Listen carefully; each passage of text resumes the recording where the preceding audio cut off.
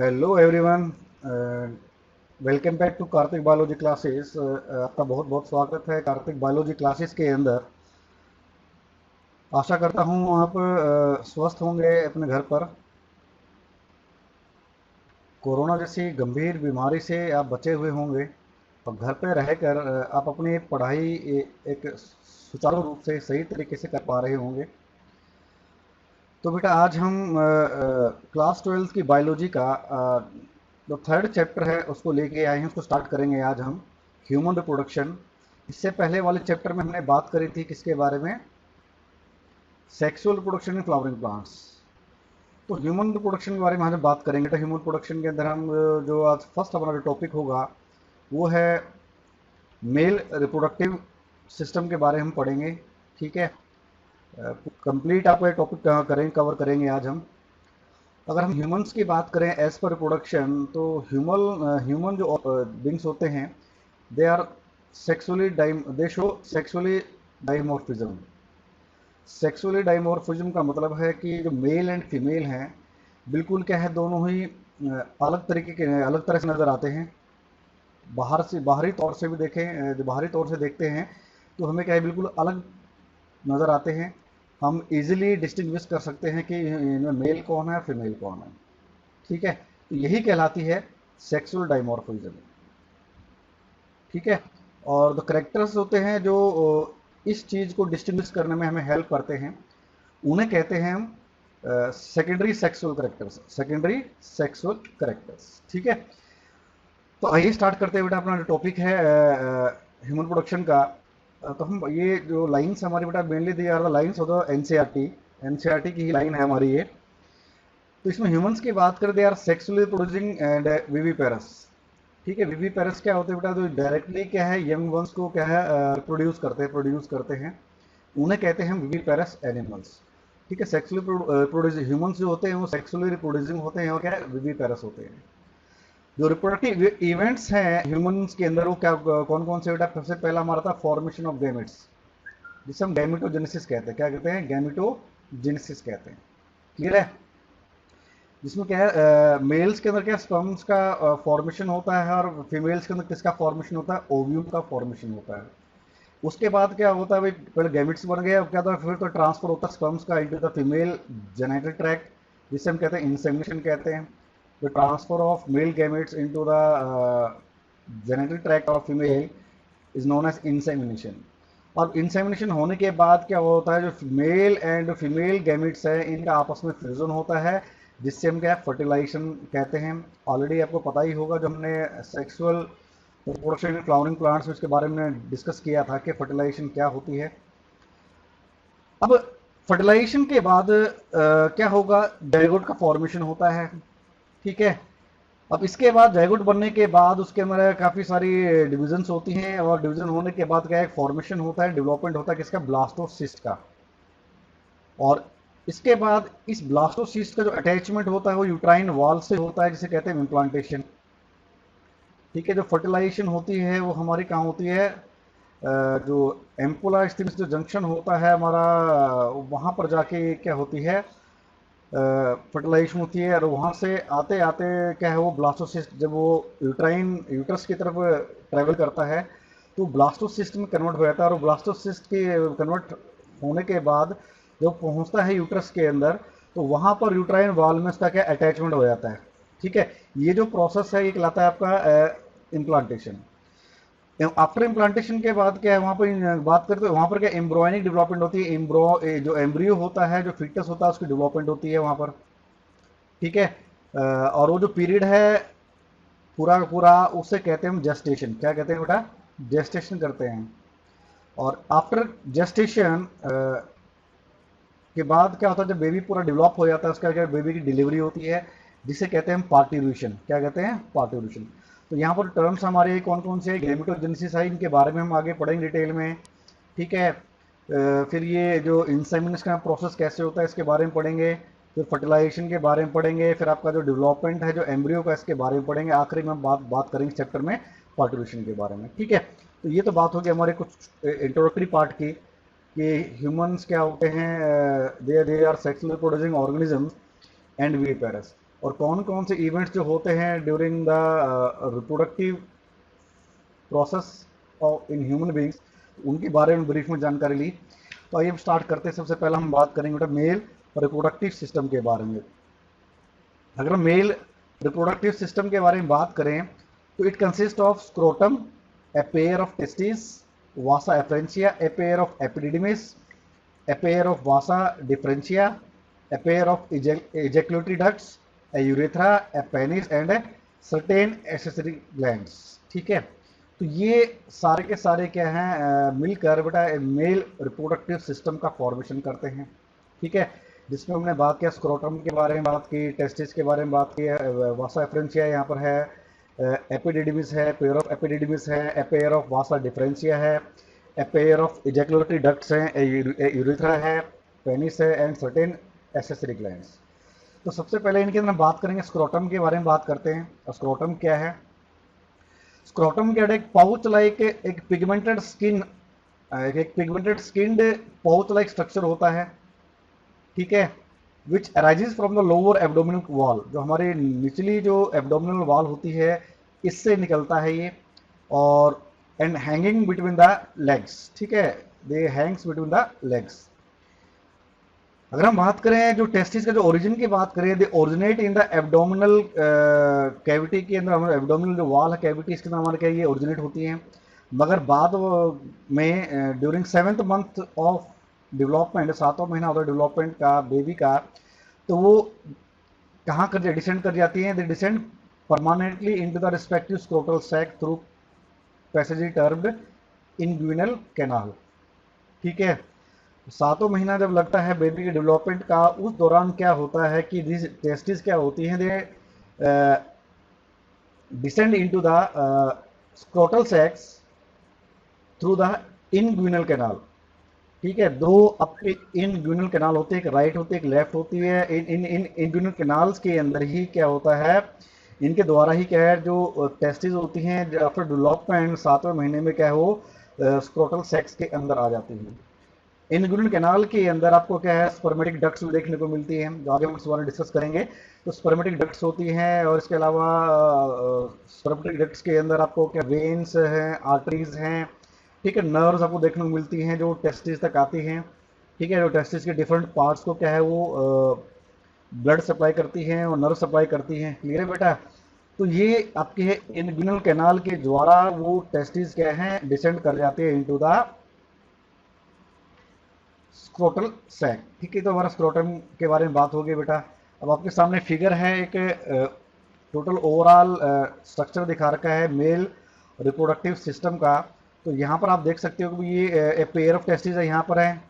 ठीक है, लेफ्ट एक राइट टेस्टिस हैं, और these testes are attached with the scrotal sacs at the posterior end with the help of gubernaculum।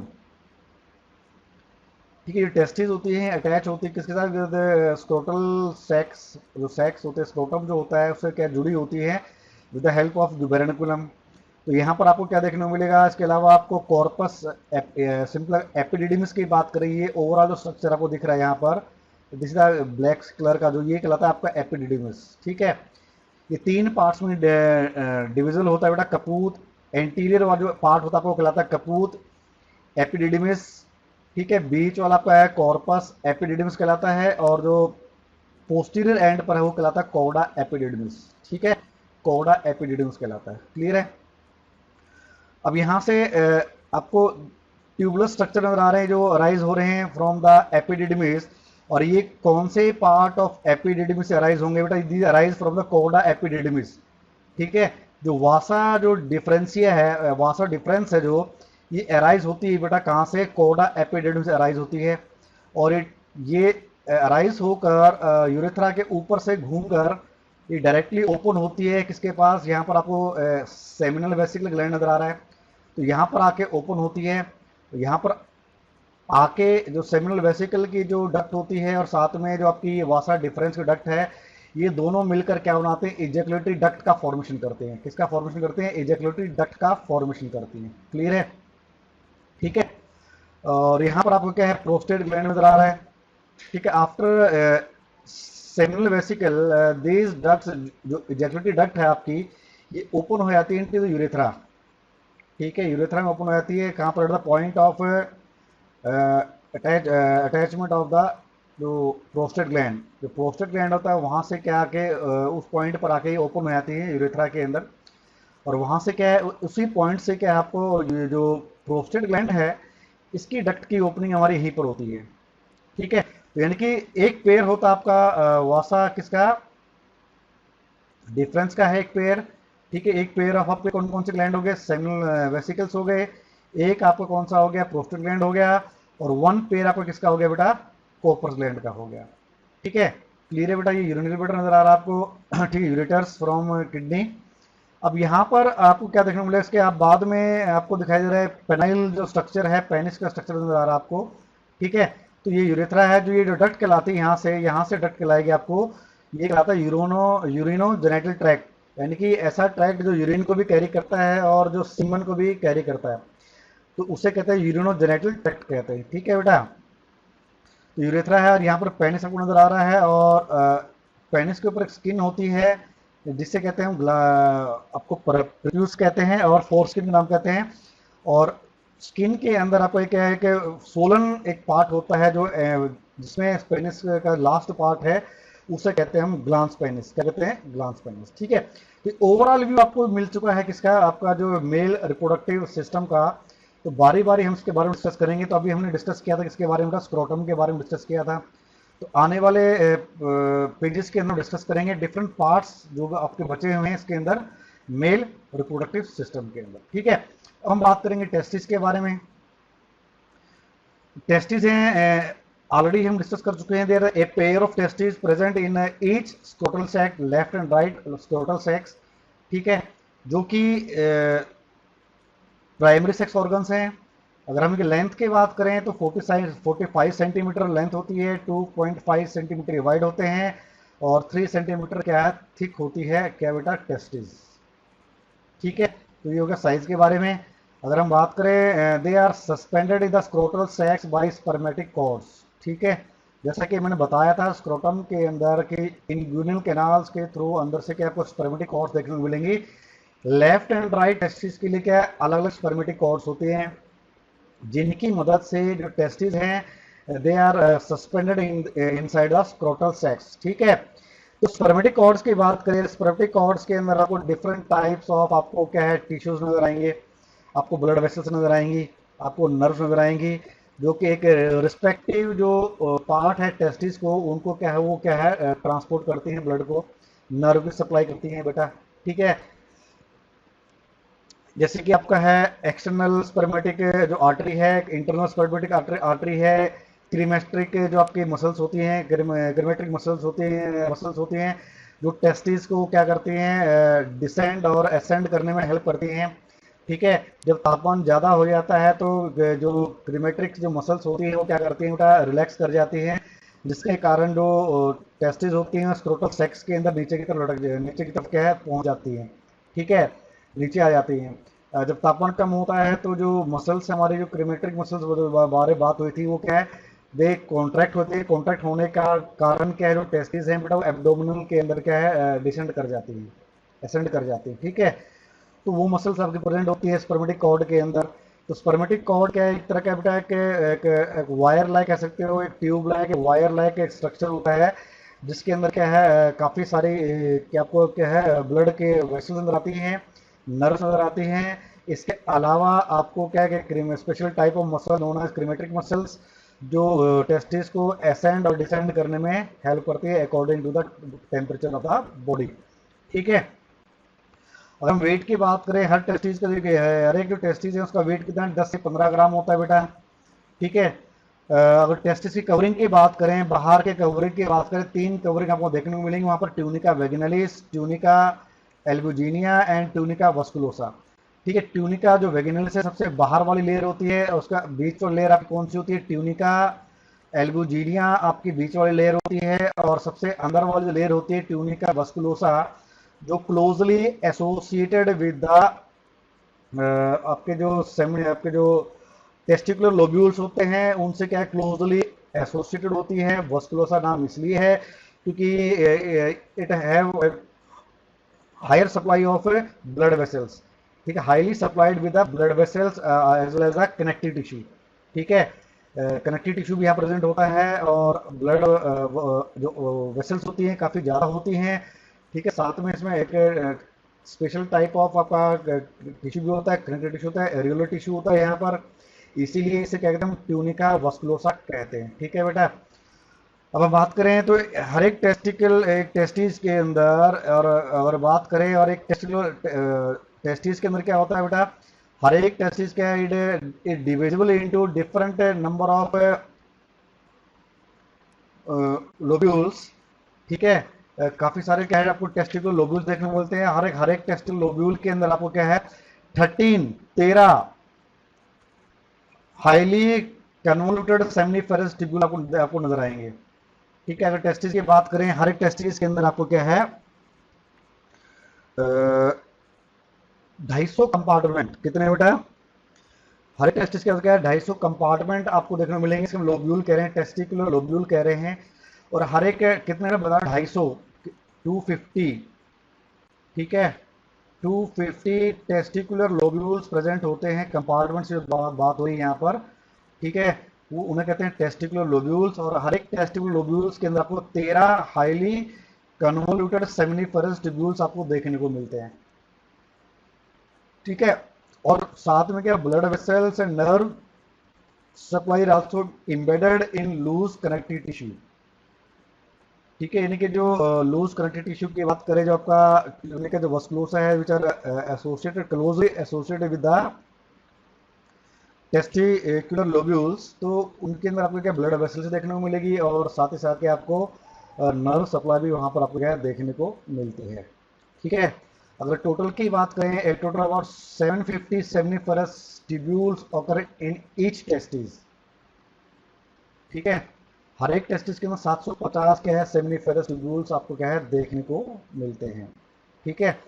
यहाँ से क्वेश्चन हमारा क्या बनता है कि भाई ये हर एक टेस्टिस के अंदर कितने टेस्टिकुलर लोब्यूल्स हैं, हमारे कितने 250 हैं, और हर एक लोब्यूल के अंदर आपके कितने आपको सेमिनिफेरस ट्यूब्यूल देखने को मिलेंगे, 13 सेमिनिफेरस ट्यूब्यूल्स आपको क्या है देखने को मिलते हैं, ठीक है, क्लियर है यहाँ तक।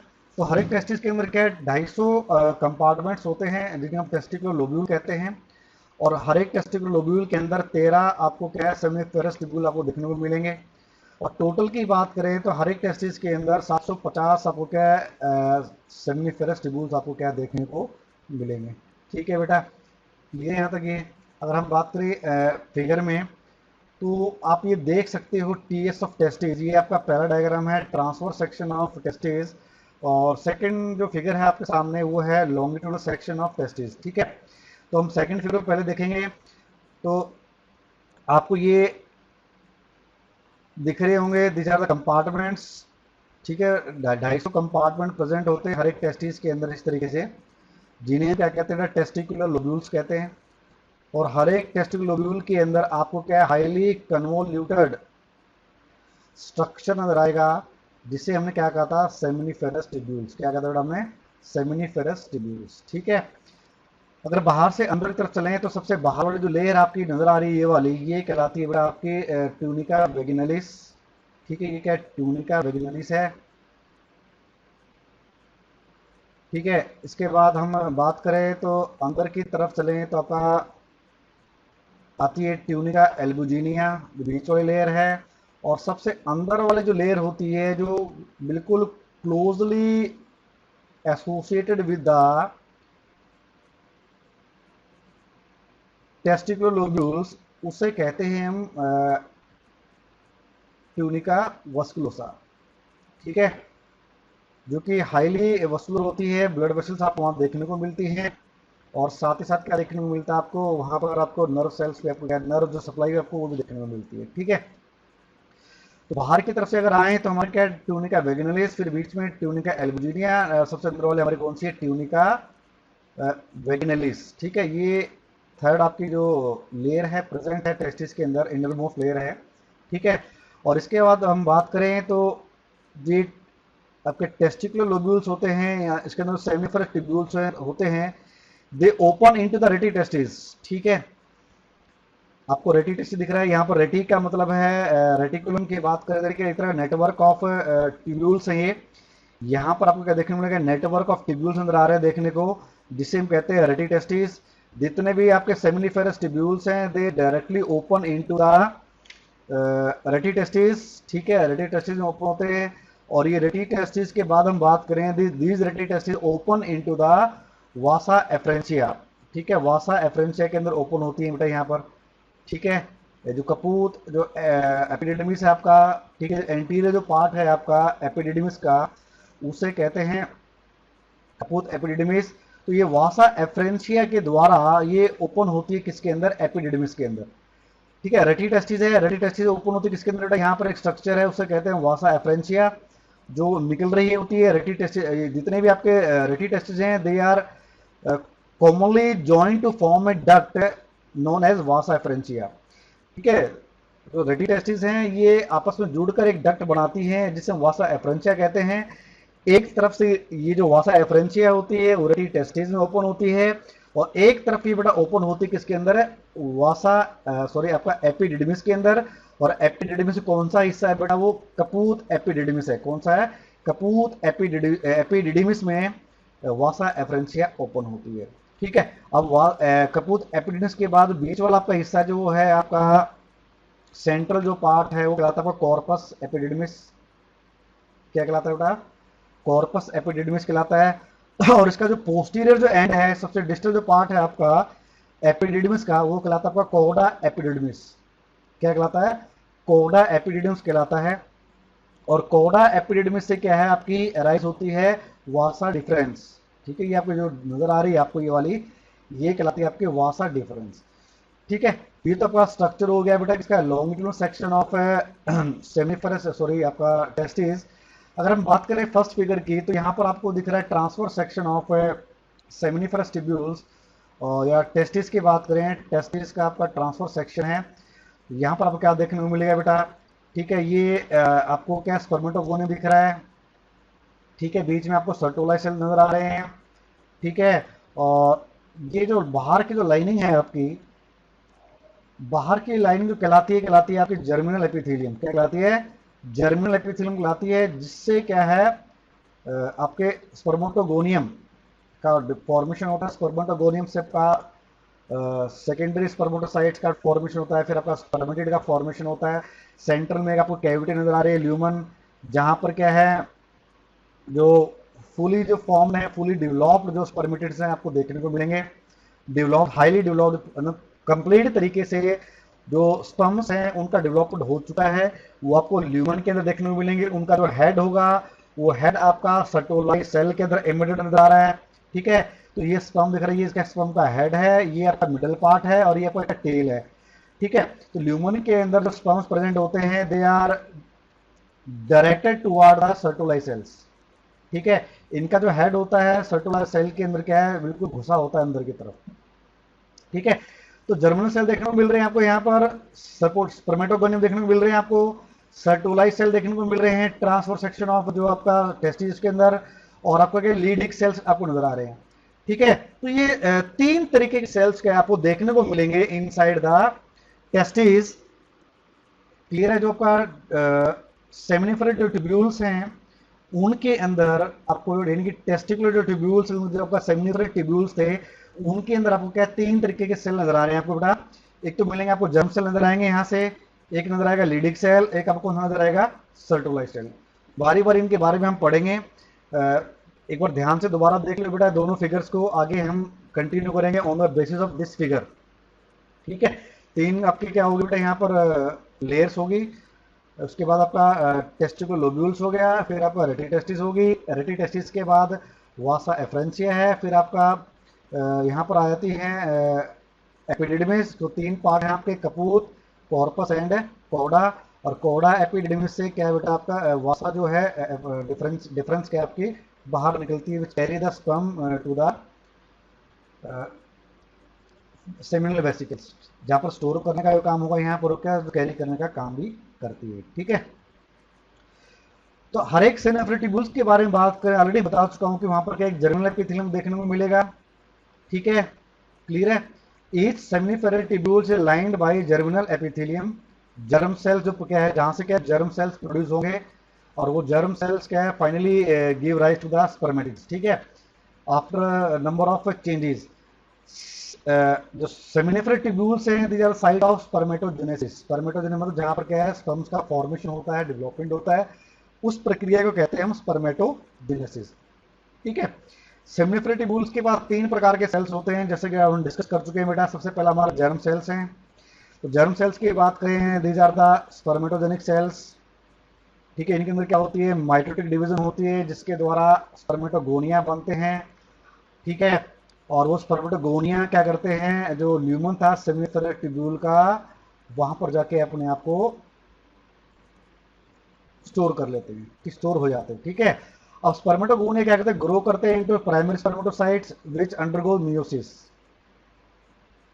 ठीक है, भाई यहां से क्या बना, स्पर्मेटोजेनिक सेल से क्या बना, माइटोटिक डिवीजन द्वारा स्पर्मेटोगोनिया बना, जिससे क्या स्पर्म्स का फॉर्मेशन होता है।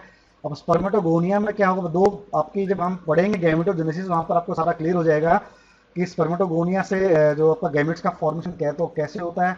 दो तरह के बेटा स्पर्मेटोगोनिया बनते हैं, प्राइमरी एंड सेकेंडरी। ठीक है, तो एक स्पर्मेटोगोनिया क्या करता है, फिर आपका मदर सेल का काम करता है।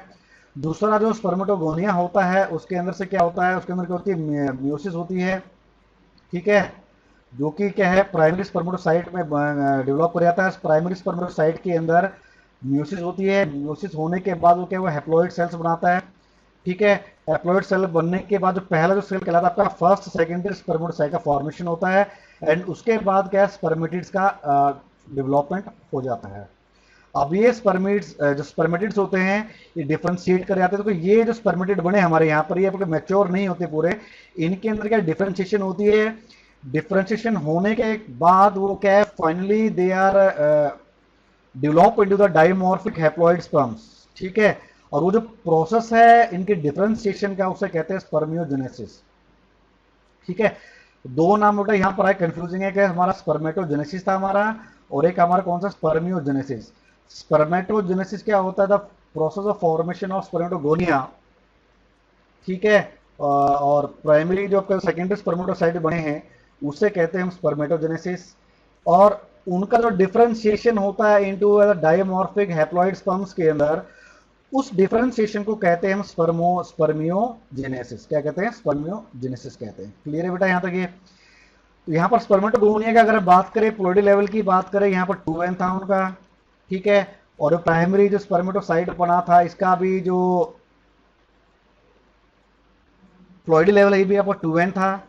और इसके अंदर जो मियोसिस हुई, इसके बाद हैप्लॉइड सेल बने, यानी कि सेकेंडरी जो स्पर्मेटोसाइट बना, उसका haploid level sorry ploidy level क्या था आपका, n था। क्लियर है। अब इनके अंदर क्या है, फर्दर आपकी क्या होती है, फर्दर ग्रोथ करते हैं। जो सर्टोलाइज सेल्स थे, जो दूसरी जो आपके जो सेल्स हैं, वो मदद करते हैं, जो नर्स कहलाते हैं उन्हें हम, जो क्या हेल्प करते हैं in the further development of the further differentiation of the spermatocytes, secondary spermatocyte into the dimorphic haploid sperm. तो डाइमॉर्फिक वर्ड यहाँ पर क्यों आया बेटा, डाइमॉर्फिक मतलब दो प्रकार के क्या स्पर्म बनते हैं। दो प्रकार के कौन कौन से होते हैं, एक ऐसा स्पर्म जिसके पास क्या होता है, एक्स क्रोमोसोम होता है, और एक ऐसा स्पर्म जिसके पास क्या होता है, वाई क्रोमोसोम होता है। ठीक है, इसलिए क्या यहाँ पर वर्ड क्या यूज हुआ, डायमॉर्फिक हैप्लॉइड स्पर्म यूज हुआ है। क्लियर है।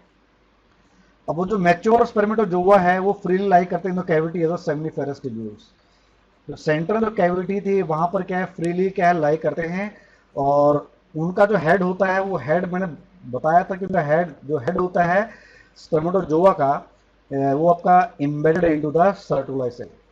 सर्टोलाई सेल के अंदर क्या बेटा घुसा हुआ होता है उनका हेड।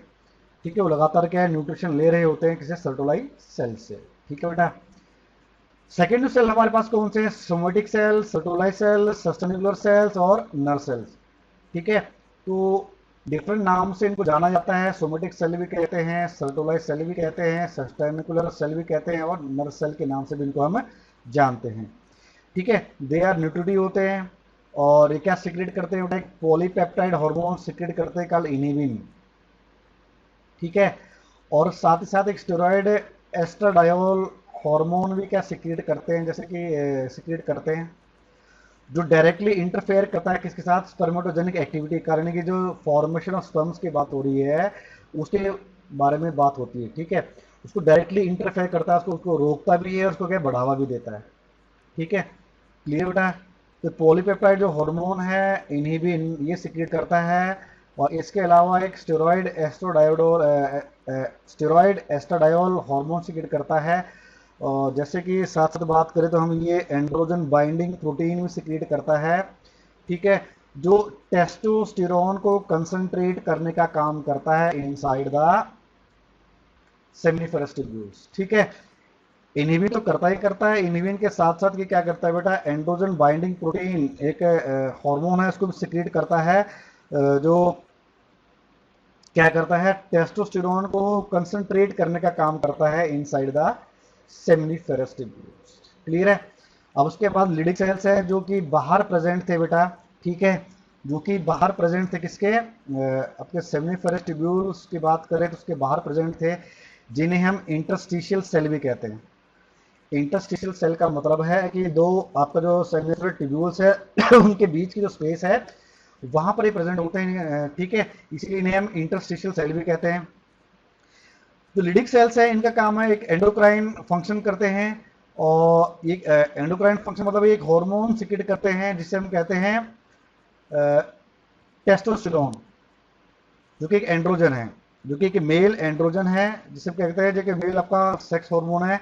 कौन सा सेक्स हार्मोन है बेटा, टेस्टोस्टेरोन, ठीक है। जो लिडिक सेल्स होते हैं they are endocrine cell of testis which lie in the form of clusters और सिंगली इन द इंटरस्टिशियम, जैसे कि मैंने बताया था space between seminiferous tubule, seminiferous tubules के बीच में जो स्पेस होती है वहां पर ये सेल प्रेजेंट होते हैं, इसीलिए मैंने बताया था आपको उसको इंटरस्टिशियल सेल भी कहते हैं। और ये क्या करते हैं बेटा कि एंड्रोजन सिक्रेट करते हैं, वो एंड्रोजन कौन सा है आपका, टेस्टोस्टेरोन करते हैं, ठीक है। तो ये टेस्टोस्टेरोन सिक्रेट करते हैं, और जो एंड्रोजन बाइंडिंग प्रोटीन जो रिलीज होता है हमारा नर्व सेल्स के अंदर, तो वो इस टेस्टोस्टेरोन को कंसंट्रेट करने का काम करता है इनसाइड द सेमिनिफेरस ट्यूब्यूल्स, ताकि जो आपका स्पर्मेटोजोआ है उसकी डेवलपमेंट में क्या उसको हेल्प मिल सके, ठीक है बेटा। नेक्स्ट हम बात करेंगे रेटी टेस्टिस के बारे में। रेटी टेस्टिस की बात करें, ये एक नेटवर्क होता है space network of space supported by highly vascular collagenous connective tissue, ठीक है। इसके आसपास क्या है, काफी सारा एक कोलाजन कनेक्टिव टिश्यू प्रेजेंट होता है, और it is lined by squamous epithelial cells some of which have flagella, ठीक है। जो रेटी टेस्टिस होती हैं they are lined by the squamous epithelial cells, और कुछ ही के पास अब क्या है आपको फ्लैजिला देखने को मिलता है, ठीक है। और इस फ्लैजिला का रोल क्या है बेटा, फ्लैजिला का रोल है जो आपका जो स्पर्म्स है इनको इनके मूवमेंट में हेल्प करता है, ठीक है। इनको क्या मूव करने का हेल्प करता है from rete testis to the vasa efferentia, और वासा एफ्रेंशिया से फर्दर आगे मूव कर रहे थे कहां पर बेटा, ये एपिडिडिमिस के अंदर, ठीक है। तो फ्लैजिला का रोल क्या हुआ यहाँ पर, मूवमेंट में हेल्प करता है, माइग्रेशन ऑफ टेस्टिकुलर स्पर्म्स, ठीक है, जो कि उस दौरान क्या होते हैं, इमोटाइल होते हैं, उनके अंदर क्या एक्टिव नहीं होते, उनके अंदर कोई भी मूवमेंट नहीं होती है, ठीक है। तो इस दौरान क्या करते हैं, वो हेल्प करते हैं फ्लैजिला इन स्पर्म्स को वासा फ्रेंशिया के अंदर क्या है मूव करने के लिए, ठीक है। और जो सेमिनिफेरस ट्यूब्यूल्स है वो क्या है, रेटी टेस्टिस में क्या है डायरेक्टली ओपन होते हैं, जैसे कि हम फिगर में डिस्कस किया था कि एक जो एंड से क्या आपका सेमिनिफेरस ट्यूब्यूल्स क्या है ओपन होता है रेटी टेस्टिस में, और एक एंड से बंद होता है, ठीक है। अब बात करें वासा एफरेंशिया का, अब रेटी टेस्टिस से जुड़ी होती है, जो जो रेटी टेस्टिस है वो जुड़ी होती है कपूत एपिडिडमिस से with the help of Vasa efferentia, ठीक है। वासा एफ्रेंशिया के द्वारा ये जुड़ी होती है एपिडिडिमिस के द्वारा, और कौन सी एपिडिडिमिस है बेटा, वो कपूत एपिडिडिमिस है, ठीक है, जैसे कि अपने फिगर में हमने डिस्कस किया था। और इस वासा एफ्रेंशिया को हम डक्टुलाई एफ्रेंसिस भी कहते हैं, क्या कहते हैं, डक्टुलाई एफ्रेंसिस के नाम से भी जाना जाता है वासा एफ्रेंशिया को, ठीक है। और वासा एफ्रेंशिया की बात करें तो उसकी जो इनर जो लाइनिंग है it lined by the epithelium which is ciliated, cilia present होते हैं, और इनका काम भी क्या होता है, स्पर्म्स को कंडक्ट करना, स्पर्म्स को कंडक्ट करना, स्पर्म्स को आगे भेजना इनटू द एपिडिडमिस। क्लियर है बेटा ये। अब बात करें आगे, तो tubuli recti rete testis and ductuli efferentes constitute an intertesticular genital duct system, ठीक है, ट्यूबुलाई रेक्टाई की बात करें और रेटिटेस्टिस की बात करें और साथ ही बात करें डक्टुलाई किसकी, एफरेंस की, तो ये क्या बनाती है बेटा, इंटरटेस्टिकुलर जेनेटल डक्ट सिस्टम बनाती है। क्या बनाती है, ये सारी चीजें मिलके इंटरटेस्टिकुलर जेनेटल डक्ट सिस्टम बनाती है। क्लियर है बेटा। अगर हम वासा एफरेंशिया सेल्स के बारे में बात करें तो कैसे होते हैं, they are columnar ciliated, they are columnar ciliated, column like होते हैं और सीलिएटेड होते हैं। सीलिएटेड का फंक्शन क्या हो बेटा, ये जो एक स्पर्म को कंडक्ट करने का काम करते हैं, स्पर्म को ट्रांसपोर्ट करने का काम करते हैं इनटू द एपिडिडमिस। ठीक है, नेक्स्ट स्ट्रक्चर की बात करेंगे बेटा एपिडिडमिस के बारे में। जो एपिडिडमिस है, it is a mass of long narrow closely coiled tubule which lies along the inner side of each testis. Figure में जैसा देखा था वो ब्लैक कलर का कर्ड जो एक स्ट्रक्चर था टेस्टिस के ऊपर, तो वही आपका क्या है बेटा, एपिडिडमिस है। ठीक है, और एंटीरियर जो एंड होता है उसे कहते हैं हम कपूट एपिडिडमिस, और जो कि वासा एफरेंशिया वहां पर क्या ओपन होती है, मिडल पार्ट कहलाता है आपका कॉर्पस एपिडिडमिस, और जो पोस्टीरियर एंड था नीचे वाला हिस्सा था वो कहलाता कोडा एपिडिडमिस। क्या कहलाता था, कोडा एपिडिडमिस कहलाता है। ठीक है, जो एपिडिडमिस का काम क्या होता है, इट स्टोर द स्पर्म्स, ये टेम्परेरी क्या है, स्पर्म को स्टोर करने का काम करती है, और साथ में एक फ्लूइड सिक्रीट करती है जिसको माना जाता है कि ये स्पर्म को, ये जो फ्लूइड है इसके द्वारा स्पर्म को नरिशमेंट मिलती है। ठीक है, जो एपिडिडमिस है एक स्पर्म को स्टोर करने का काम भी करती है और साथ ही साथ क्या करती है, एक ऐसा फ्लूइड सिक्रीट करती है जो स्पर्म्स को नरिश करने का काम करती है, इसको न्यूट्रिशन प्रोवाइड करने का काम करती है वो फ्लूइड। ठीक है बेटा, उसके बाद हम बात करते हैं किसकी, वासा डिफरेंशिया का। अब एपिडिडमिस से कौन सा, कोडा जो एपिडिडमिस थी वहां से क्या है, हर एक साइड में क्या आपको एक डक्ट निकलेगी, एक ट्यूबुलर डक्ट निकलेगी, जिसे कहते हैं वासा डिफरेंस कहते हैं। ठीक है, क्या कहते हैं, वासा डिफरेंस करते हैं, और वो एब्डोमिनल कैविटी के अंदर क्या एंटर कर जाती है थ्रू द इनग्यूनल कैनाल। याद होगा बेटा, इनग्यूनल कैनाल के थ्रू ही जो टेस्टिस हैं वो क्या डिसेंड कर जाती हैं स्क्रोटल सेक्स के अंदर। और वो कौन सा मंथ होता है डेवलपमेंट का, तो उसको आपको मुझे लिख के भेजना है, आंसर व्हाट्सएप कर दीजिएगा मुझे, तो कौन सा मंथ होता है जिसके दौरान जो टेस्टिस होती हैं वो डिसेंड कर जाती हैं inside the scrotal sac through the inguinal canal. ठीक है, क्योंकि इनग्यूनल कैनाल के थ्रू के अंदर एंटर कर जाती हैं। और ये जो वासा जो डिफरेंशिया है एक डक्ट का और पार्ट है, ये एक कॉर्ड का पार्ट है, उस कॉर्ड का नाम क्या है वो भी आप मुझे आपके लिख के भेजना बेटा मुझे, कि वासा डिफरेंशिया किसका हिस्सा है, किसका कंपोनेंट है, कि एक कॉर्ड कहते हैं, पूरा नाम मैं नहीं बताऊंगा यहाँ पर अभी, ऑलरेडी इसको मैं पहले बता चुका हूँ उस कॉर्ड का नाम क्या है। तो उस कॉर्ड का एक हिस्सा होते हैं वासा डिफरेंशिया भी। ठीक है, और उसके थ्रू ही क्या है, ये एब्डोमिनल कैविटी के अंदर क्या एंटर करते हैं थ्रू द इनग्यूनल कैनाल। ठीक है भाई, एब्डोमिनल कैविटी के अंदर एंटर करने के बाद जो वासा डिफरेंशिया है, ये यूरिनल ब्लैडर है, इसके ऊपर एक लूप उसके ऊपर से घूमकर आती है and reaches to the seminal vesicle, seminal vesicle के पास जाती है और वहां जाकर ये इजैक्युलेटरी डक्ट का फॉर्मेशन करती है।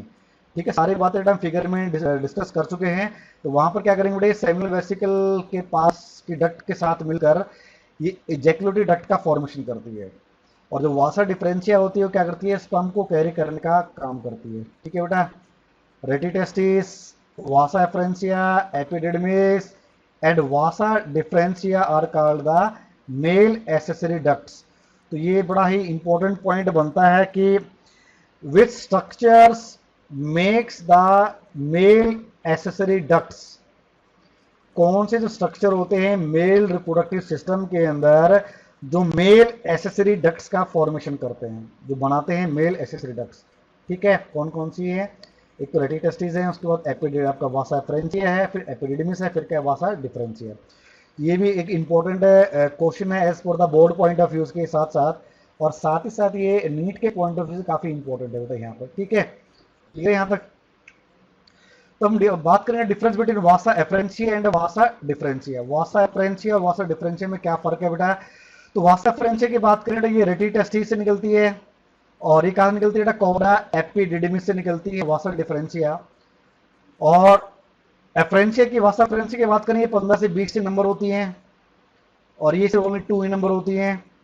ठीक है, थर्ड आपका डिफरेंस क्या बेटा, ये काफ़ी फाइन महीन होती है और कन्वोल्यूटेड, काफ़ी घुली मिली होती है, उलझी हुई होती हैं।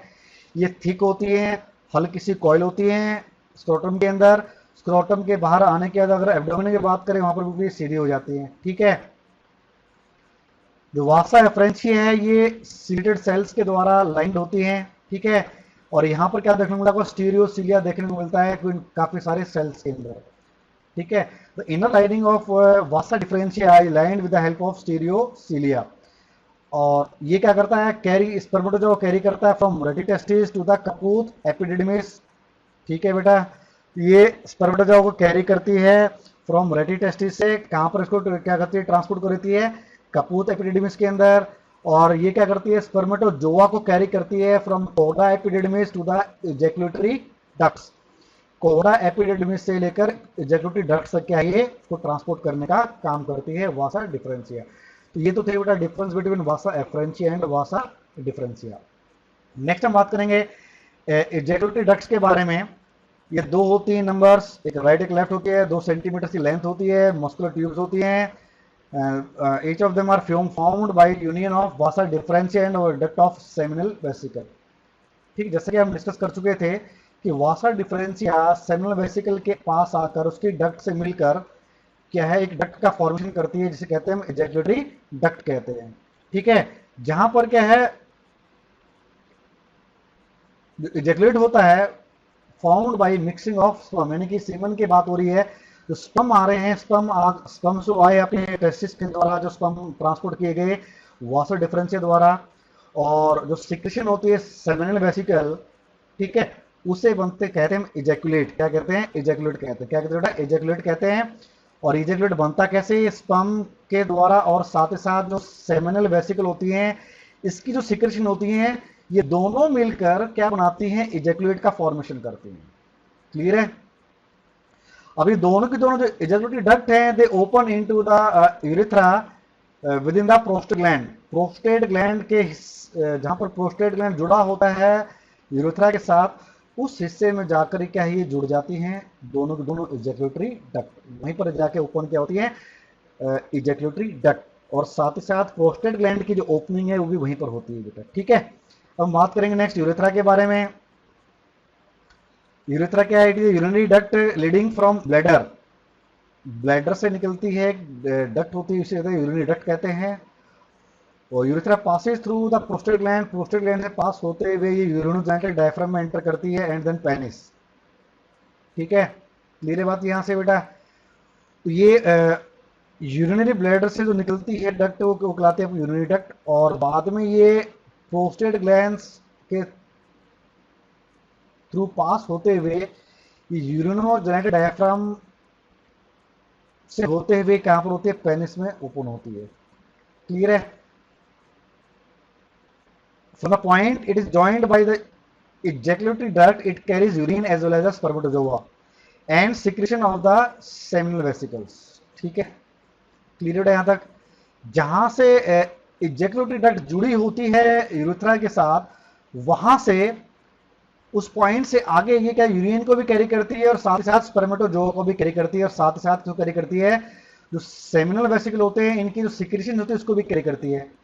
सिंपल सी बात है, यानी कि इजैक्यूलेट को कैरी करती है। इसीलिए मैंने कहा था कि ये कहलाती है यूरिनोजेनिटल ट्रैक्ट कहलाता है। क्या कहलाता है बेटा, यूरिनोजेनिटल ट्रैक्ट कहलाता है। ये यूरिन को भी कैरी करने का काम करता है और साथ ही साथ इजैक्यूलेट को भी कैरी करने का काम करता है। ठीक है, और ये जो यूरेथ्रा है, यूरेथ्रा इनके अलावा और किस किस की सिक्रेशन को रिसीव करती है बेटा, ये रिसीव करती है प्रोस्टेट ग्लैंड की सिक्रेशन को भी, और साथ ही साथ कॉपर्स ग्लैंड के सिक्रेशन को भी ये रिसीव करती है यूरेथ्रा। ठीक है, लगभग ये 20 सेंटीमीटर लंबी होती है and passes through the penis. Urethra की बात करें 4 रीजन होते हैं। अगर स्ट्रक्चरली बात करें इसके बाद, उसके पास 4 रीजन होते हैं। एक तो यूरिनरी यूरेथ्रा होती है, ये सिर्फ यूरिन को कैरी करना काम करती है, एक काम करती है। ठीक है, ये कहां पर होती है, आपका जो यूरिनरी डक्ट है, जो यूरिनरी ब्लैडर से लेकर जो आपका जहां पर इजैक्यूलेटरी डक्ट मिलती है, वहां तक का जो हिस्सा है वो कहलाता है आपका यूरिनरी यूरेथ्रा। बात समझ में आ रही है बेटा क्या कहना चाह रहा हूं? यूरिनरी ब्लैडर से आगे की तरफ जो डक्ट निकल रही है, कहां तक का हिस्सा कह रहा हूं मैं, जहां पर प्रोस्टेट ग्लैंड जुड़ता है और वहीं पर आके इजैकुलेटरी डक्ट जुड़ती है, तो वो जो दूरी है, वो जो डक्ट है, वो कहलाती है कि यूरिनरी यूरेथ्रा कहलाती है। ठीक है, जहां पर प्रोस्टेट ग्लैंड जुड़ जाता है और प्रोस्टेट ग्लैंड की जब ओपनिंग होती है, वो हिस्सा कहलाता है आपका प्रोस्टेटिक यूरेथ्रा। क्या कहलाता है? प्रोस्टेटिक यूरेथ्रा कहलाता है। ठीक है, उसके आगे वाला हिस्सा कहलाता है आपका membranes urethra. It is a short middle part without any covering, smallest part of urethra, सबसे छोटा पार्ट ऑफ यूरेथ्रा का। जस्ट आगे वाला हिस्सा जो आपका है प्रोस्टेटिक यूरेथ्रा से आगे वाला हिस्सा कहलाता है, उसकी बात हो रही है। और उसके बाद आपका है penile urethra, present in side the penis. तो पेनिस के अंदर जो यूरेथ्रा प्रेजेंट होती है वो कहलाती है पेनाइल यूरेथ्रा। क्लियर है? इट इज लॉन्ग डिस्टल, सबसे बड़ा हिस्सा होता है यूरेथ्रा का ये। It is long distal part that passes through the penis, also known as spongy urethra के नाम से भी इसको कहलाते हैं, कहा जाता है इसको भी। ठीक है, the penile part is also called spongiose urethra because it lies inside the corpus spongiosum. आगे हम पेनिस के बारे में बात करेंगे, इसको हम टीएस की बात करेंगे, तो वहां पर हम वो देखने को मिलेगा, कॉर्पस स्पोंजियोसम देखने को मिलता है। ठीक है, उसके अंदर से पास करती है बेटा यूरेथ्रा, इसीलिए इसको हम कॉर्पस स्पोंजियोसम के नाम से भी जानते हैं। क्लियर है? तो these are the different 4 regions of the urethra. अब हम बात करेंगे लास्ट में पेनिस की बात करेंगे यहाँ पर। तो पेनिस का इरेक्टाइल कोपुलेटरी ऑर्गन होता है। ठीक है, इसका एक काम होता है ओनली इंसेमिनेशन। ठीक है, दूसरा काम होता है एक्सक्रीशन ऑफ यूरिन। ठीक है, removal of urine from the body. दो काम होते हैं पेनिस का, एक तो होता है एक कोपुलेटरी ऑर्गन का काम कर रहा होता है, दूसरा का यूरिन को एक्सक्रीट आउट करने का भी काम करता है। ठीक है, it consist of long shaft that enlarge to form an expanded tip, जिसे हम ग्लांस पेनिस कहते हैं। फिगर में डिस्कस किया, जो एंड वाला हिस्सा होता है वो सोलन पार्ट होता है, जिससे कहते हैं हम ग्लांस पेनिस कहते हैं। और वो ग्लांस पेनिस कवर्ड होता है with the help of skin, एक लूज रिफ्लेक्टेबल फोल्ड होता है स्किन का, जिसे प्रिप्यूज कहते हैं और फोर स्किन भी कहते हैं। ठीक है, स्किन के अंदर आपको 3 कॉलम नजर आएंगे इरेक्टाइल टिश्यू के, 2 सिलेंडर्स ऑफ द, अगर हम टीएस की बात करें, अगर टीएस पेनिस को काट के देखें, इसको टीएस देखें, तो आपको क्या देखने को मिलेगा बेटा? 2 सिलेंडर नजर आएंगे कॉर्पोरा कैवर्नोसा का of the penis. Lateral side में आपको दोनों मिलेंगे, आपको क्या corpora cavernosa of the penis. आगे फिगर आएगी, फिगर के हेल्प से उसको समझ पाएंगे कि हम किन 2 सिलेंडर्स के बारे में बेटा बात कर रहे हैं। तो corpora cavernosa of the penis देखने को मिलेगा, डोर्सली ऊपर की तरफ मिलेगा आपको, एक 1 सिलेंडर नीचे की तरफ मिलेगा, उसे कहते हैं corpus spongiosum along the ventral side. ऊपर वाले हिस्से में आपको देखने को मिलेगा 2 आपको सिलेंडर देखने को मिलेंगे, जिसे कहते हैं कॉर्पोरा कैवर्नोसा, और जो नीचे वाला हिस्सा है वहां आपको देखने को मिलेगा कॉर्पस स्पोंजियोसम। ठीक है, नीचे की तरफ। और जो कॉर्पोरा कैवर्नोसा है of the penis and the urethra covered by dense connective tissue, the tunica albugineum. ठीक है, जो कॉर्पोरा कैवर्नोसा है और जो यूरेथ्रा है, ये एक्सटर्नली कवर्ड होती है with the help of connective tissue. और कनेक्टिव टिश्यू का नाम क्या है बेटा? Tunica albuginea. ठीक है, both the urine and semen are carried out of the body through the penis. इसको ऑलरेडी डिस्कस कर चुके हैं कि जो यूरेथ्रा है, जो पेनल यूरेथ्रा के थ्रू क्या है, यूरिन भी और साथ ही साथ क्या है, सीमन भी कैरी होता है, जिसके चलते इसको हम यूरिनोजेनिटल ट्रैक्ट कहते हैं। ठीक है, जो कॉर्पस स्पोंजियोसम क्या है, स्पंजी यूरेथ्रा कंटेन करता है। हम पहले वाले पेज में डिस्कस किया था कि जो यूरेथ्रा है इससे को हम स्पंजी यूरेथ्रा के नाम से कहते हैं, क्योंकि कॉर्पस है स्पोंजियोसम के अंदर प्रेजेंट होता है। जो मार्जिन्स होते हैं glans penis known as corona. ठीक है, जो ग्लांस पेनिस होता है उसका जो मार्जिन किनारे होते हैं उसे कहलाते हैं, उसको कहते हैं कोरोना। क्लियर है बेटा यहाँ तक? कि तो हमारा पेनिस के बारे में बात हो गया। अब हम फिगर आपके सामने, वो टीएस ऑफ पेनिस है। ठीक है, आपका देखने को मिलेगा, ये जो आपका वेंट्रल हिस्सा है पेनिस का, ठीक है, जिससे हमने क्या कहा, कॉर्पस स्पोंजियोसम था, और ऊपर की तरफ साइड में 2 आपको स्ट्रक्चर नजर आ रहे हैं, 2 सिलेंडर नजर आ रहे हैं, they are known the corpus cavernosum. और बिल्कुल डोर्सल सरफेस पर ऊपर की तरफ एक वेन नजर आ रही है ब्लू कलर में। ठीक है, उसके बिल्कुल नीचे ये बाहर वाला जो हिस्सा आपको नजर आ रहा है, ये कहलाता आपका जो कनेक्टिव टिश्यू था आपका। ठीक है, जो कनेक्टिव टिश्यू की बात हो रही है, उसकी बात हो रही है, ठीक है। ये आपका कनेक्टिव टिश्यू, यहाँ पर भी कनेक्टिव टिश्यू है कॉर्पस स्पोंजियम के बीच में। तो उस कनेक्टिव टिश्यू के अंदर आपको क्या है कि डोर्सल वेन नजर आ रही है, ठीक है। साइड में दो आर्टरी नजर आ रही है जो ब्लड को लेके आती है पेनिस के अंदर, और साथ में येलो कलर की जो नजर आ रही है are the nerves which carry the nerve signals to the penis, ठीक है। अगर हम कॉर्पस कैवर्नोसम की बात करें, सेंट्रल कैविटी के अंदर आपको क्या है कि सेंट्रल आर्टरी नजर आ रही है, दोनों के अंदर सेंट्रल आर्टरी नजर आ रही है। Eight the time of erection, जब इरेक्शन होती है पेनिस के अंदर, तो बेटा पेनिस के अंदर क्या ब्लड का फ्लो बढ़ जाता है। ब्लड का फ्लो किसके थ्रू बढ़ता है? Through the central artery. ये सेंट्रल आर्टरी क्या ब्लड को लेके आती है, और इसके थ्रू सेंट्रल आर्टरी की तरफ ब्लड का फ्लो बढ़ जाता है, जिसके कारण जो ये आपके जो कॉर्पस कैवर्नोसम है, जो सिलेंडर्स है दो, ये फूल जाते हैं। फूलने के कारण क्या है, पेनिस क्या होता है, इरेक्ट की कंडीशन में आ जाता है। क्लियर बेटा? इरेक्शन की कंडीशन में आ जाता है eight the time of the population, population के दौरान, ठीक है। जो सेक्सुअल एक्ट होता है उस दौरान क्या होता है बेटा, ये सेंट्रल आर्टरी जो क्या आती है, ब्लड लेके आती है, और ये आर्टरी जो ब्लड लेके आती है तो सिलेंडर के अंदर फूल जाते हैं। फूलने के कारण जो पेनिस होता है वो आपका इरेक्शन की कंडीशन में आता है, इरेक्ट हो जाता है। क्लियर है बेटा यहाँ तक? ये तो हो गया आपको टीएस ऑफ द पेनिस। अब नेक्स्ट बात करेंगे एसेसरी ग्लैंड्स के बारे में। कौन कौन से जो ग्लैंड्स होते हैं जो प्रेजेंट होते हैं बेटा इन मेल रिप्रोडक्टिव सिस्टम के अंदर? तो सबसे पहले आपका क्या है, सेमिनल वेसिकल्स होते हैं। अगर हम सेमिनल वेसिकल्स की बात करते हैं, long pouches with muscular wall होती है इनकी। They secrete spermatozoa activating substances.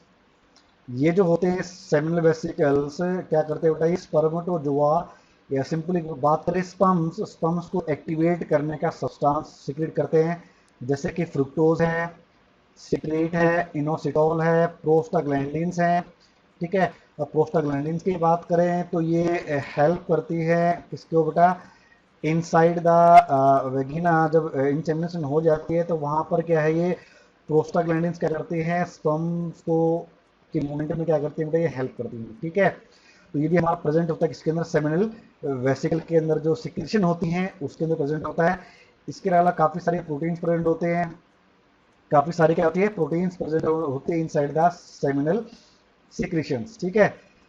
तो फ्रुक्टोज होता है सेमिनल सिक्रेशन के अंदर, उसको स्पर्म यूज करता है as a respiratory substrate use करता है, ठीक है।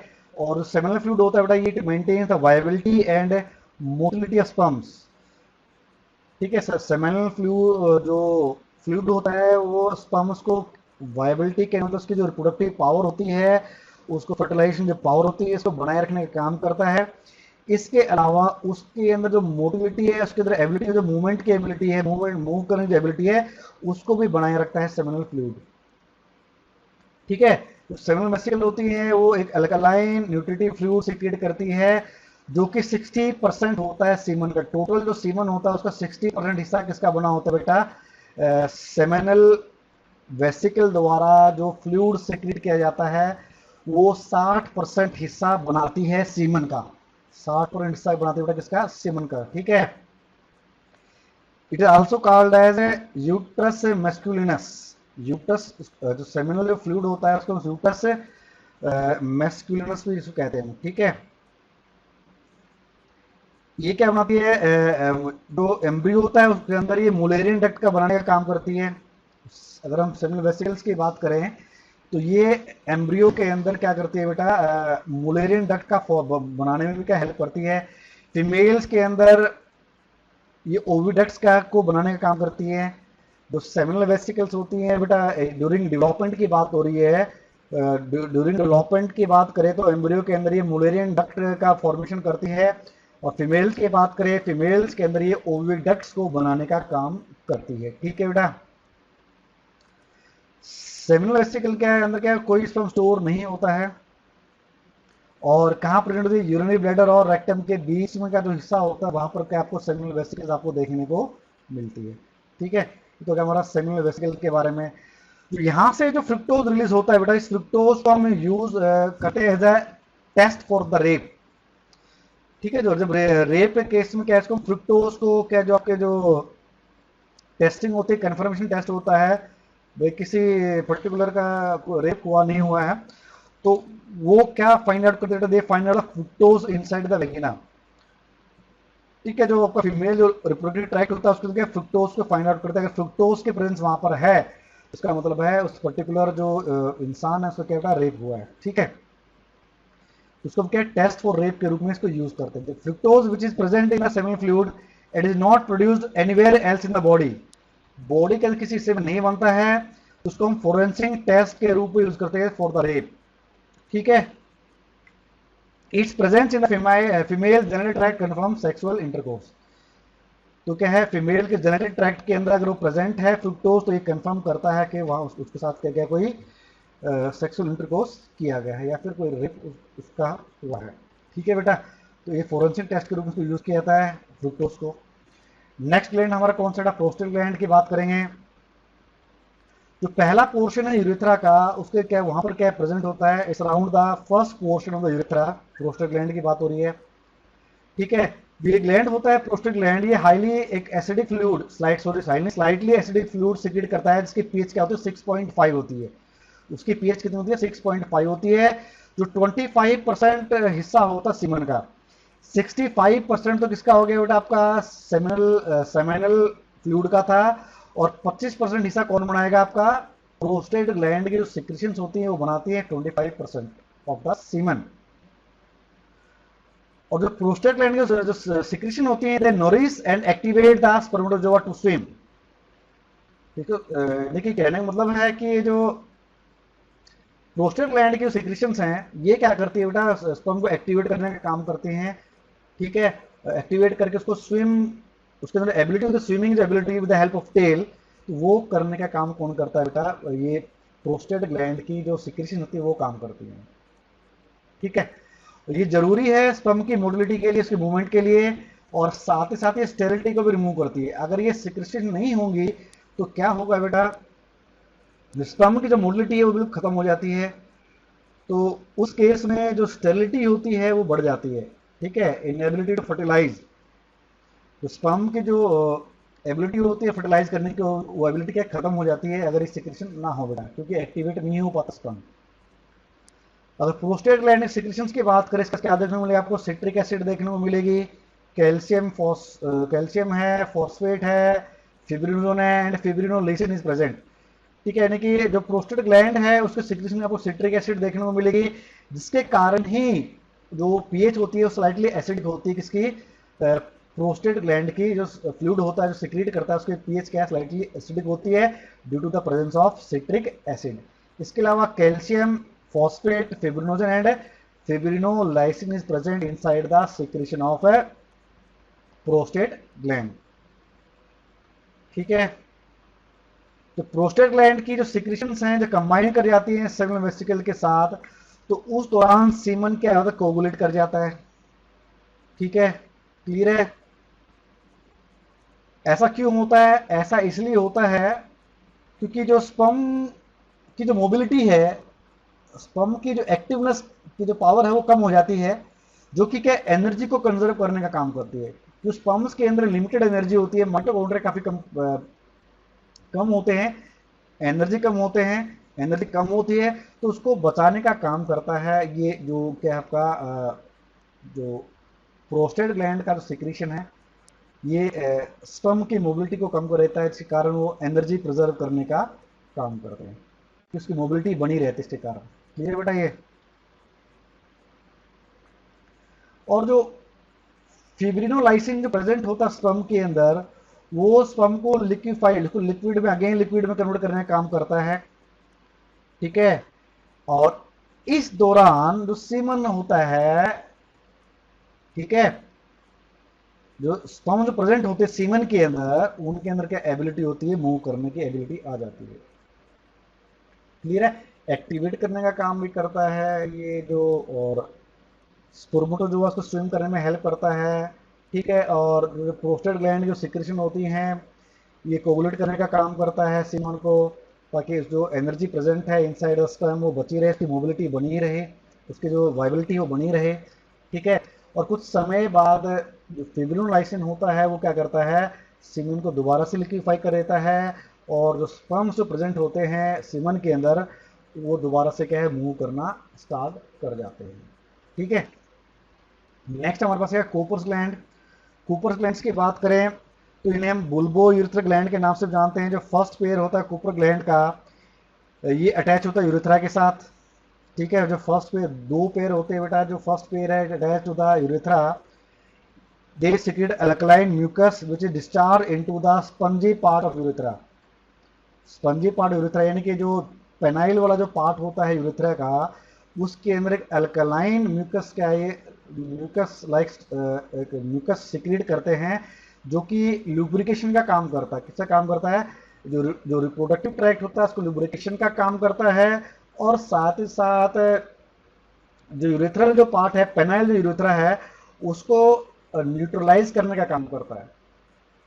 अगर वहां पर कोई यूरिन के कारण वहां पर कोई एसिडिक लिक्विड प्रेजेंट है तो उसको क्या है वो न्यूट्रलाइज करने का काम करता है। अगर ये सिक्रेशन नहीं होगा, अगर सीमन जब पास कर गए यहाँ से, सीमन क्या होगा, डैमेज हो जाएगा, वो खराब हो जाएगा, उसकी जो वायबिलिटी है वो खत्म हो जाएगी। इसीलिए जो कॉपर ग्लैंड होते हैं वो क्या करते हैं, उसको एसिडिक जो यूरिन होता है, जो बचा हुआ यूरिन होता है इस पार्ट के अंदर, उसको न्यूट्रलाइज करने का काम करता है। ठीक है, और ये जो सिक्रेशन कूपर ग्लैंड्स की, ये सीमन के इजैकुलेशन से पहले भी क्या है ये प्रोड्यूस होती हैं, और ये क्या करती हैं, इसका रीजन भी है कि ये जो फीमेल जो रिप्रोडक्टिव ट्रैक्ट होता है, इंटरनल के स्ट्रक्चर की बात हो रही है, ठीक है, उसको भी क्या करता है बेटा, ये एक एसिडिक मीडियम हो तो उसको भी क्या न्यूट्रलाइज करने का काम करता है। ठीक है, उसको भी न्यूट्रलाइज करने का काम करता है, ताकि जो स्पर्म की जो वायबिलिटी है कुछ समय तक वहां पर क्या है बनी रहे inside the female reproductive tract. Clear है बेटा यहाँ तक? और कई बार देखा गया है कि जो कूपर ग्लैंड जो सिक्रेशन होती है इनके अंदर क्या आपको स्पर्मेटोजोआ कई बार देखने को मिलता है, जिसके कारण जो विड्रोवल मेथड होता है बर्थ कंट्रोल का, वो कई बार क्या होता है बेटा फेल हो जाता है। कई बार फेल हो जाता है। क्यों होता है? क्योंकि एजेकुलेशन से पहले जो आपका जो कॉपर ग्लैंड का सिक्रेशन होती है वो निकलती हैं, उसके अंदर कई बार स्पर्मेटोजोआ स्पर्म्स देखने को मिलते हैं, और कुछ स्पर्म्स कई बार देखने को मिलते हैं, और वो स्पर्म्स रिस्पॉन्सिबल होते हैं फॉर द प्रेगनेंसी। इसीलिए जो कंट्रोल मेथड है, बर्थ कंट्रोल मेथड है, विड्रॉल जो मेथड है, वो कई बार क्या फेल हो जाता है। ठीक है, इसके अलावा दूसरे ग्लैंड कौन कौन से होते हैं वहां पर? प्रीप्यूस के जो होता है, फोरस्किन होती है, वहां पर क्या आपको कुछ सीबेसियस ग्लैंड देखने को मिलते हैं। ठीक है, जो कि सीबेसियस सब्सटेंस क्या सिक्रीट करते हैं, और साथ ही साथ उसके अंदर क्या देखने को मिलेगा आपको, डिस्क्वेमेटेड एपिडर्मल सेल्स देखने को मिलते हैं जो कि व्हाइटिश होते हैं, पेस्टी होते हैं, फॉल स्मेलिंग होते हैं, जो वहां पर क्या चिपक जाते हैं, जिसे क्या कहते हैं स्मैग्मा कहते हैं। क्या कहते हैं? स्मैग्मा कहते हैं। इसको क्या है बार बार कहा जाता है कि उनको सफाई, जो प्राइवेट पार्ट्स होते हैं उनकी सफाई करनी चाहिए, नहीं बाद में जाके बेटा कभी तकलीफदायक होते हैं। ठीक है, जो स्किन होती है, फोर स्किन होती है, चिपक जाती है वहां पर। ठीक है, जो कि कहां पर सिक्योर होता है, base of the glans penis beneath the prepuce. जो फोर स्किन है उसके नीचे रिलीज होते हैं, और ग्लांस पेनिस के पीछे वाला जो हिस्सा होता है वहां पर ही रिलीज होते हैं। व्हाइटिश कलर का सब्सटेंस होता है। ठीक है बेटा, अब हम बात करेंगे सीमन की। तो सीमन की बात करें, the product of testis and prostate gland along with the fluid from the seminal vesicle are collectively known as semen। Testis जो स्पर्म्स निकलते हैं वो प्रोस्टेट ग्लैंड की सिक्रेशन, और साथ ही साथ जो सिक्रेशन है किसकी, सेमिनल वेसिकल की, इन सब को मिला के कहते हैं बेटा सीमन कहते हैं। ठीक है, 60% हिस्सा इसमें किसका था, सेमिनल वेसिकल का था। 25% हिस्सा किसका था बेटा, प्रोस्टेट ग्लैंड का था। टोटल कितना हो गया 85। बाकी जो 15% बचा वो आपका हिस्सा पर क्या है, स्पर्म्स का होता है। ठीक है, जो कि मिल्की कलर का होता है, विस्कस होता है, और अल्कलाइन होता है। उसकी पीएच कितनी होती है, 7.27। कई जगह 7.3 भी दे रखी है। ठीक है, तो वो भी सही है आपकी। क्लियर है बेटा? ये जो ऑर्गाज्म होता है उस दौरान क्या ये जो सीमन है वो रिलीज होता है, और सीमन बना होता है 3 तरह के फ्लूइड के द्वारा, स्पर्म्स के द्वारा, प्रोस्टेट ग्लैंड की सिक्रेशन के द्वारा, और सेमिनल वेसिकल की सिक्रेशन के द्वारा। और इसकी पीएच कितनी होती है, 7.3। तो बड़ा ही इंपॉर्टेंट पॉइंट है, यहाँ से भी निकल के आता है कि पीएच कितनी होती है सीमन की। और कई बार पूछा जाता है कि कितना परसेंट हिस्सा कौन सा पार्ट बनाता है। ठीक है, स्पर्म का काउंट जो हिस्सा होता है कितना होता है, सेमिनल वेसिकल का हिस्सा कितना होता है, 60% होता है, और आपका जो प्रोस्टेट ग्लैंड है उसका हिस्सा कितना होता है। ठीक है, उसको थोड़ा ध्यान रखना है बेटा। जो वॉल्यूम होता है इजैकुलेट का वो क्या है, वेरी करता है फ्रॉम पर्सन टू पर्सन। ठीक है, हर अलग हर अलग अलग पर्सन में क्या होता है, जो वॉल्यूम होता है इजैकुलेट का, ठीक है, सीमन का, वो क्या थोड़ा अलग अलग होता है। ठीक है, अगर हम बात करें इजैकुलेट की तो 3.5 ml एवरेज पे क्या होता है, 3.5 ml होता है एक बारी इजैकुलेट आता है, उसका अंदर जो कितना होता है आपका जो सीमन का वॉल्यूम कितना होता है, 3.5 ml होता है। और इस 3.5 ml के अंदर लगभग 50,150 मिलियन स्पर्म पर ml होते हैं। हर एक ml के अंदर 50,150 मिलियन स्पर्म्स आपको देखने को मिलते हैं।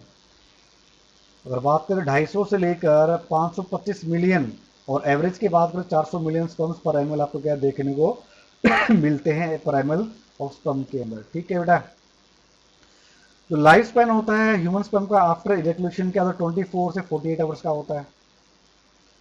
ठीक है, उसकी जो वाइबिलिटी होती है किसकी, स्पर्म्स की, after the release from the body, वो कितनी होती है, 24 से 48 आवर्स की होती है।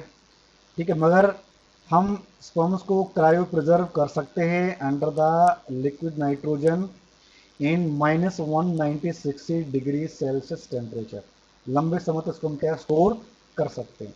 ठीक है, जो सीमन होता है बेटा, उसके अंदर कुछ केमिकल्स होते हैं जो स्पर्म को क्या है नरिशमेंट प्रोवाइड करते हैं, जैसे कि फ्रुक्टोज है। ठीक है, और कुछ ऐसे केमिकल्स भी होते हैं जो यूरेथ्रा होता है और जो वेगिना होता है उसकी एसिडिटी को क्या करते हैं, न्यूट्रलाइज करते हैं। फॉर एग्जांपल बाइकार्बोनेट आयंस होते हैं वहाँ पर। ठीक है क्या, और इसके अलावा stimulating movements in female tract, female tract के अंदर स्पर्म्स को स्टिमुलेट करने का काम भी करते हैं, जैसे कि प्रोस्टाग्लैंडिन्स होते हैं। ठीक है, जैसे हमने बात करी थी स्टार्टिंग में कि जो प्रोस्टाग्लैंडिन्स होते हैं, जो फीमेल जो रिप्रोडक्टिव ट्रैक्ट होता है उसके अंदर स्पर्म की मूवमेंट में हेल्प करते हैं, उनको तेजी से भागने में क्या करते हैं, मदद करते हैं। ठीक है, और जो पीएच होती है सीमन की कितनी होती है, 7.27 होती है। क्लियर है यहाँ तक। अगर किसी पर्सन का स्पर्म काउंट 20 मिलियन से नीचे होता है, ठीक है, को फिजियोलॉजिकल हम स्टेराइल मानते हैं, फिजियोलॉजिकल हम स्टेराइल मानते हैं। कहने का मतलब है he is has no ability to fertilize a woman. ठीक है, वुमन को फर्टिलाइज करने की अंदर एबिलिटी नहीं होती, क्योंकि जो स्पर्म का काउंट होता है बड़ा काफ़ी कम होता है। ठीक है, अब हम बात करते हैं फंक्शंस क्या हैं मेल रिप्रोडक्टिव सिस्टम के। तो पहला फंक्शन होता है बेटा स्पर्मेटोजेनेसिस। ठीक है, जो जर्मिनल एपिथेलियल सेल्स होते हैं सेमिफेरल ट्यूब्यूल्स के, वो स्पर्म्स का फॉर्मेशन का काम करते हैं, जिससे हम क्या कहते हैं, स्पर्मेटोजेनेसिस कहते हैं। इसके अलावा मेल सेक्स हार्मोन्स को बनाने का काम भी करते हैं। जो लिडिक सेल्स होते हैं मेल सेक्स हार्मोन्स प्रोड्यूस कर, जैसे टेस्टोस्टेरोन, और कहाँ पर प्रेजेंट होते हैं बेटा, interstitial spaces between the seminiferous tubules. और फिर हमारा क्या है, ट्रांसफर ऑफ स्पर्म्स, जो कोपुलेटरी ऑर्गन है, जो पेनिस की बात होती है, it helps in transfer of sperms into the vagina of female during copulation. ठीक है, तो these are the functions of the male reproductive system. ठीक है, अब हम बात करेंगे बेटा हार्मोनल कंट्रोल कैसे होता है मेल रिप्रोडक्टिव सिस्टम के अंदर। ठीक है, क्या होता है बेटा, हार्मोनल कंट्रोल कैसे होता है मेल रिप्रोडक्टिव सिस्टम के अंदर। तो होता कैसे बेटा, जो हाइपोथैलेमस होता है, हाइपोथैलेमस के द्वारा जीएनआरएच जो हॉर्मोन्स होते हैं वो रिलीज किए जाते हैं, गोनाडोट्रोपिन रिलीजिंग हार्मोन। ठीक है, यानी कि ये वो हार्मोन होते हैं जो एंटीरियर पिट्यूटरी को क्या करते हैं, स्टिमुलेट करते हैं। और एंटीरियर पिट्यूटरी क्या करती है, by the action of GnRH वो दो हार्मोन सिक्रेट करती है, एलएच और एफएसएच। ठीक है, इन मेल्स एलएच को हम कहते हैं interstitial stimulating hormone, interstitial cell stimulating hormone क्या कहते हैं, इंटरस्टिशियल सेल स्टिमुलेटिंग हार्मोन कहते हैं। ठीक है, जो क्या करते हैं, लिडिक सेल को स्टिमुलेट करते हैं, और इन टर्न लिडिक सेल क्या करते हैं, टेस्टोस्टेरोन का फॉर्मेशन करते हैं। ठीक है, अब यही जो टेस्टोस्टेरोन है ये एक फीडबैक मैकेनिज्म में काम करता है। जब टेस्टोस्टेरोन का लेवल बढ़ जाता है तो ये क्या करता है, ये इनहिबिट करता है, इट इनहिबिट था, इनहिबिट करता है था किसको बेटा, एंटीरियर पिट्यूटरी को भी इनहिबिट करता है और साथ ही साथ किसको करता है, हाइपोथैलेमस को भी क्या करता है, ये इनहिबिट करता है, स्टिमुलेट करता है और इनहिबिट करता है, ताकि और जीएनआरएस क्या है रिलीज ना हो, गोनाडोट्रोपिक रिलीजिंग हार्मोन रिलीज ना हो, जिसके कारण क्या होगा, एंटीरियर पिट्यूटरी एलएच रिलीज नहीं करेगी, और एलएच रिलीज नहीं होगा तो लिडिक सेल्स के दोबारा से टेस्टोस्टेरोन रिलीज नहीं करेंगे। क्लियर है? तो एक तरह का पॉजिटिव फीडबैक मैकेनिज्म है। ठीक है, अगर टेस्टोस्टेरोन का लेवल बढ़ता है तो यही टेस्टोस्टेरोन क्या करता है, जो रिप्रोडक्टिव ट्रैक्ट है, जो दूसरे जो ऑर्गन्स है उनको क्या करता है, इनहिबिट करता है और स्टिमुलेट करता है और एक पॉजिटिव फीडबैक का काम करता है। हाइपोथैलेमस और एंटीरियर पिट्यूटरी को ये स्टिमुलेट करता है, क्या किसके स्टिमुलेट करता है, that do not release the further GnRH and LH, ताकि जो क्या है, जो टेस्टोस्टेरोन है क्या है, दोबारा और ज्यादा टेस्टोस्टेरोन का जो फॉर्मेशन है बनना रुक जाए। ठीक है, अब यहां से एफएसएच क्या करता है, एफएसएच क्या करेगा, वो सर्टोलाइज सेल्स को क्या करता है, स्टिमुलेट करता है। अब ये जो सर्टोलाइज सेल्स हैं ये क्या करेगा, दो काम करेगा, एक करेगा स्पर्मेटोजेनेसिस को स्टिमुलेट करता है, ठीक है, यानी कि फॉर्मेशन ऑफ स्पर्म है, डेवलपमेंट ऑफ स्पर्म्स को क्या डेवलपमेंट में हेल्प करता है, साथ से क्या करता है, एक हार्मोन और सिक्रेट करेगा ये इनिबिन। ठीक है, after certain period of time, जब एक कुछ अमाउंट ऑफ आपका स्पर्मेटोजेनेसिस हो जाती है, तो वो जो हार्मोन इनहिबिन है वो क्या करता है, एक फीडबैक पॉजिटिव फीडबैक क्या करता है, इनहिबिशन करता है, हाइपोथैलेमस को और पिट्यूटरी ग्लैंड को इनहिबिट करता है, ताकि वो फर्दर एफएसएच क्या है सिक्रेट ना करे। क्लियर है बेटा यहां तक ये? इसके अलावा सर्टोलाइज सेल एक हार्मोन और सिक्रेट करता है, एंड्रोजन बाइंडिंग प्रोटीन, जो टेस्टोस्टेरोन के लेवल को इंक्रीज करता है inside the seminiferous tubules. Clear है? सिंपल सी बात है बेटा, हाइपोथैलेमस से क्या हुआ, जीएनआरएच रिलीज हुआ। अब ये जीएनआरएच क्या करेगा, पिट्यूटरी एंटीरियर पिट्यूटरी को क्या स्टिमुलेट करेगा, वो एंटीरियर पिट्यूटरी स्टिमुलेट होने के बाद ये दो हार्मोन रिलीज करती है, एलएच और एफएसएच। एलएच क्या है, ल्यूटिनाइजिंग हार्मोन है पूरा नाम इसका, और मेल्स के अंदर से कहते हैं इंटरस्टिशियल सेल स्टिमुलेटिंग हार्मोन कहते हैं, जो कि लीडिंग सेल्स को क्या करते हैं, स्टिमुलेट करती है, और स्टिमुलेट होने के कारण लीडिंग सेल क्या करते हैं, टेस्टोस्टेरोन का फॉर्मेशन करते हैं, सिक्रेट करते हैं। ठीक है, एक पर्टिकुलर लेवल के बाद जब टेस्टोस्टेरोन का लेवल बढ़ जाता है तो क्या करता है, एक फीडबैक मैकेनिज्म ऑपरेट होता है, जो हाइपोथैलेमस को और एंटीरियर पिट्यूटरी को क्या करता है, इनहिबिट करता है, टू इनहिबिट करता है not to release the LH, LH और रिलीज ना किया जाए, कि ऑप्टिमम लेवल आ चुका है टेस्टोस्टेरोन का। ठीक है, और दूसरी तरफ की बात करें तो एफएसएच रिलीज होता है, जो सर्टोलाइज सेल को क्या करता है, स्टिमुलेट करता है। स्टिमुलेट करने के कारण बेटा दो काम करती है सर्टोलाइज सेल्स, एक करती है स्पर्मेटोजेनेसिस का काम करती है, एक काम करती है जो इनहिबिशन, जो आपका एफएसएच है इसका इनहिबिट करती है।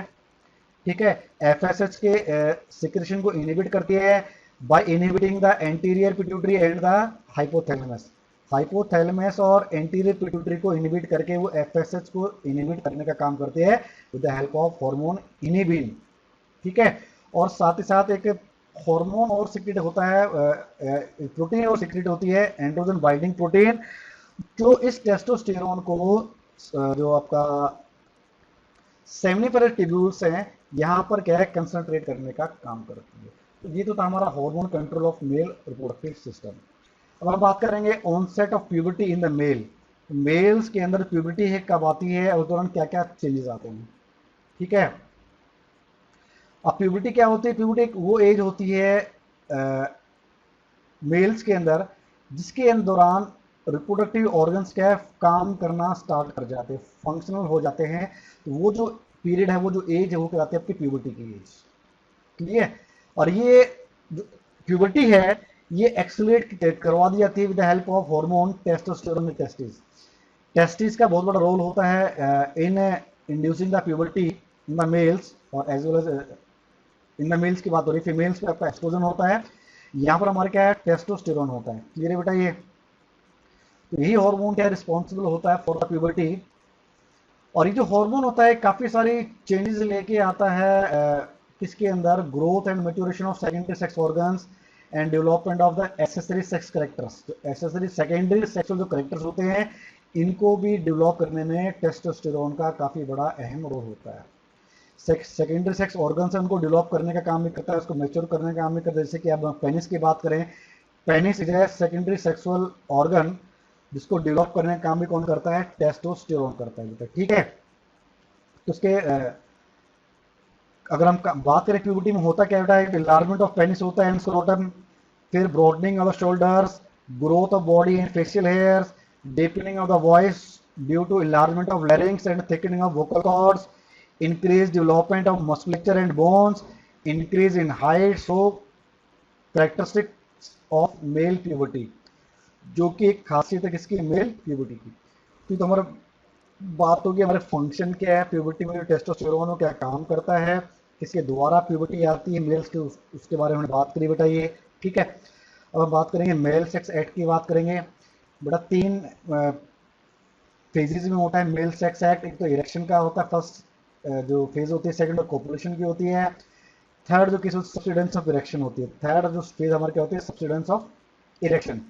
तो पहली जो इरेक्शन होती है वो क्या होती है, उसके दौरान क्या पेनिस के अंदर क्या जो आर्टिकल ब्लेड है काफ़ी स्पीड से एंटर करता है। जो स्पॉन्जी जो एम्प्टी टिश्यू के अंदर स्पॉन्जी सेनस प्रेजेंट होती है। ठीक है, सेक्सुअल एक्साइटमेंट के कारण उसके अंदर क्या ब्लड भर जाता है, ब्लड भरने के कारण जो जो कॉर्पस कैवर्नोसा था आपका वो क्या है, फूल जाता है। इसके कारण क्या है, पेनिस के अंदर क्या है बड़ा इरेक्शन आ जाती है। उसमें कोपुलेशन की बात आती है, जो यूरिथ्रल, ठीक है। अब इरेक्शन के होने के बाद क्या होता है, जो म्यूकस होता है यूरिथ्रल ग्लैंड्स का, कोपर ग्लैंड का, vegan gland provide lubrication. At the time of copulation की बात करें तो यूरिथ्रल ग्लैंड से और कोपर ग्लैंड के द्वारा और वेगन ग्लैंड के द्वारा जो म्यूकस सीक्रेट होता है ये क्या लुब्रिकेशन प्रोवाइड करता है during the copulation, for copulation, ताकि जो फ्रिक्शन होती है during rhythm movement of sexual intercourse वो कम हो जाती है। ठीक है, क्लियर है बेटा? और इसके अलावा जो स्टिमुलेशन है, it release semen into the proximal part of urethra by contraction of reproductive gland and ducts. This process is called emission. ठीक है, जो रिलीज हुआ किसका, सीमन का, उससे कहते हैं एमिशन। उसके बाद then the rhythmic wave like contraction of muscles at the base of the penis causes forceful discharge called ejaculation of semen into the vagina. One ejaculate have about 3.3 ml and contain 200 to 400 milliliters per minute। जो वह ejaculation marks the climax of copulation। उसके बाद हमारा orgasm होता है at the peak of sexual stimulation, pleasurable sensation called orgasm। It occurs usually last only few seconds। ठीक है, आखिरी में होती है कुछ सेकंड के लिए होती है बताइए। ठीक है, क्लियर है बेटा? कॉपुलेशन में क्या होता है, जो डिफरेंट ग्लैंड्स होते हैं ये लुब्रिकेशन का काम करते हैं। लुब्रिकेशन का काम क्या होता है, ये फ्रिक्शन को रिड्यूस करते हैं eight the time of intercourse. इसके अलावा ये स्टीम ग्लांस जो पेनिस होता है उसके ऊपर सेंसरी सेल्स होते हैं, उनको स्टिमुलेट करने का काम करता है। इसकी स्टिमुलेशन के कारण क्या होता है, तो जो रिपोर्टेड ग्लैंड्स होते हैं, जो डक्ट्स होते हैं, इनके अंदर कॉन्ट्रैक्शन होती है। कॉन्ट्रैक्शन होने के कारण वहाँ से क्या है, स्पर्म का एमिशन होता है।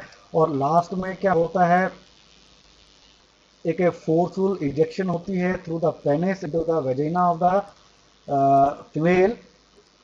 और उस दौरान क्या है, सीमन का इजेक्शन हो जाता है। ठीक है, और आखिरी में क्या होता है, ऑर्गाज्म होता है। ऑर्गाज्म बिल्कुल लास्ट कुछ सेकंड का हिस्सा होता है।